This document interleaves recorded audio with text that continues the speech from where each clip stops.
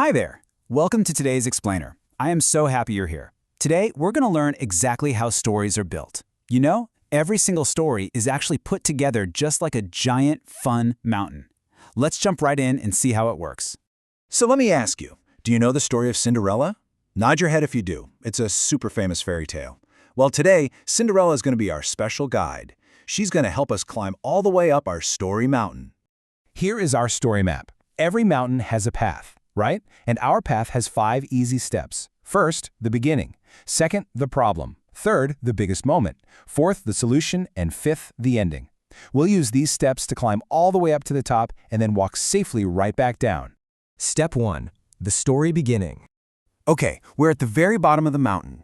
Grown-ups use a really big word for this part. They call it the exposition. It's a big word, but it just means the beginning. This is where we meet the characters. Characters are just the people or maybe animals in the story. We also learn the setting, which is just where the story happens. We get to know the background so we know exactly who we're going on this adventure with. Let's read this line together, nice and slow. Long ago, a girl named Cinderella lived with her stepfamily. Do you hear how that sounds? That is exactly what a story beginning sounds like. It tells us when it happens, who the story is about, and who she lives with. Step 2. Problems happen here. Now we are starting to climb. Here's another special name, rising action. Rising means going up. So, as we climb higher up our mountain, the path gets a little bumpy. Problems start to happen. The characters might get into a fight or face something really hard. But you know what? These problems make the story so much more exciting. If there were absolutely no problems, the story would be kind of boring, wouldn't it? Cinderella wants to go to the ball, but her stepfamily says no. Oh man, that is a very sad problem for Cinderella. Her stepfamily is not being very nice at all. This big problem makes us wonder, what will she do? What's going to happen next? We have to keep climbing to find out. Step 3. The biggest story moment. Guess what? We made it to the top of the mountain. This is the highest, most thrilling part of our whole trip. Everything we've read so far has brought us right up to this super exciting spot. We call the very top of the mountain the climax. Can you say climax? The climax is the absolute biggest moment. It's the most important and exciting part of the whole story. It's the turning point. That means after this big magical moment happens, the story is going to change completely. Let's see what a turning point actually looks like.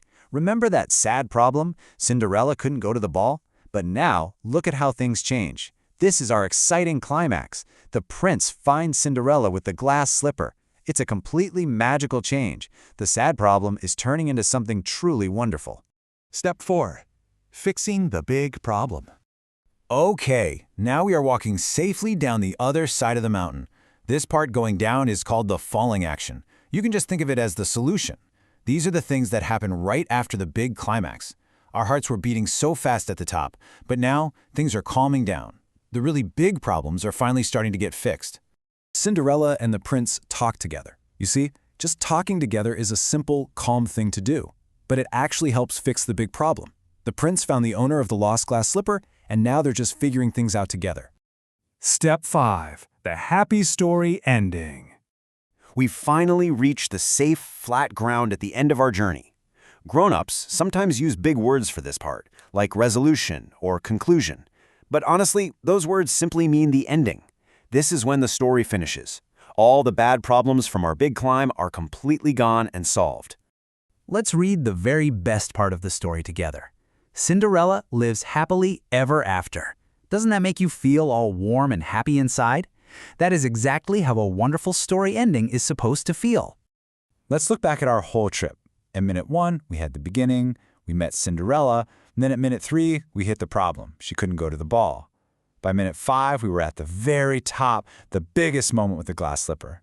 Then at minute 7, we found the solution when they talked, and finally at minute 9, we had our happy ending.